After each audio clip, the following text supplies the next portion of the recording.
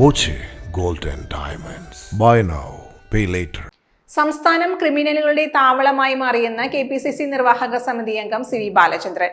കർഷക കോൺഗ്രസ് സംസ്ഥാന പ്രസിഡന്റ് മാജൂഷ് മാത്യുവിന്റെ ബ്രൂവറിക്കെതിരായ 100 മണിക്കൂർ സത്യാഗ്രഹത്തിന്റെ 4ാം ദിനം ഉദ്ഘാടനം ചെയ്യുകയായിരുന്നു ബാലചന്ദ്രൻ. ലഹരി മാഫിയ ഈ സംസ്ഥാനത്ത് അരങ്ങു തറക്കുന്ന ഒരു അവസ്ഥാവിശേഷത്തിൽ മറുഭാഗത്ത് കൊലപാതകങ്ങൾ മറുഭാഗത്ത് കഴിഞ്ഞ 74 ദിവസക്കാലമായി നമ്മുടെ സംസ്ഥാനത്ത് 76ലധികം കൊലപാതകങ്ങൾ, അതിൽ 25ലധികം 20 വയസ്സിന് താഴെയുള്ള കുട്ടികൾ, അമ്മമാരെ കൊല്ലുന്ന കുട്ടികൾ, അച്ഛനെ കൊല്ലുന്ന മക്കൾ, സഹോദരനെ കൊല്ലുന്ന സഹോദരിമാർ, സഹോദരിയെ കൊല്ലുന്ന സഹോദരന്മാർ, ഭർത്താവിനെ കൊല്ലുന്ന ഭാര്യ, ഭാര്യയെ കൊല്ലുന്ന ഭർത്താവ്, അയൽവാസിയെ കൊല്ലുന്ന സുഹൃത്തുക്കൾ.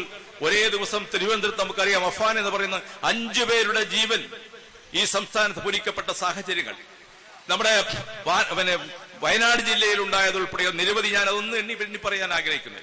അങ്ങനെ സംസ്ഥാനത്തെ സംബന്ധിച്ചിടത്തോളം സ്വൈരജീവിതം പോലും തകർന്ന ഒരു ഗവൺമെന്റ് കേരളം ഭരിക്കുന്ന ഒരു കാലഘട്ടത്തിൽ ഇതൊക്കെ അവർക്ക് പുച്ഛമായിട്ടേ കാണാൻ കഴിയുള്ളൂ. പക്ഷേ ഇതിനൊക്കെ ഒരു ദിവസം വരും, അതിവിദൂരമല്ലാത്ത ഭാവിയിൽ കേരളത്തിലെ മാർക്സിസ്റ്റ് പാർട്ടി ഇന്ത്യയിലെ അവസാനത്തെ ഗവൺമെന്റ് ആകാൻ പോകുന്ന ദിവസങ്ങൾ, ഇന്ത്യൻ ജനാധിപത്യത്തിൽ വരുന്ന നിയമസഭാ തെരഞ്ഞെടുപ്പിൽ, ത്രിതല പഞ്ചായത്ത് തെരഞ്ഞെടുപ്പിൽ ജനങ്ങൾ വിധിയെഴുത്ത് നടത്തുക തന്നെ ചെയ്യും എന്ന് മാത്രമേ നിങ്ങളോട് ഞങ്ങൾക്ക് പറയാൻ ഈ സമയത്ത് ഞാൻ ആഗ്രഹിക്കുന്നുള്ളൂ.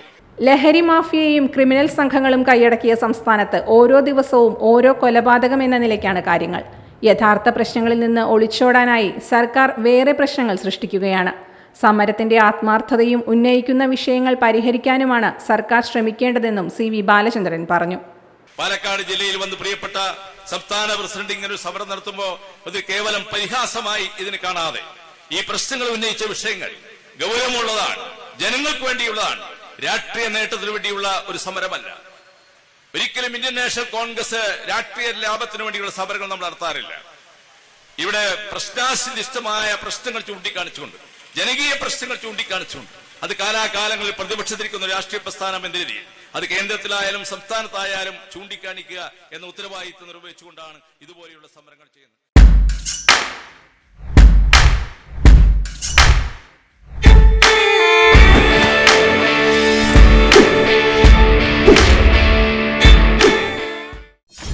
.view ന്യൂസ്, കാഴ്ചകളാണ് ലോകം, കണ്ടു തുടങ്ങുക.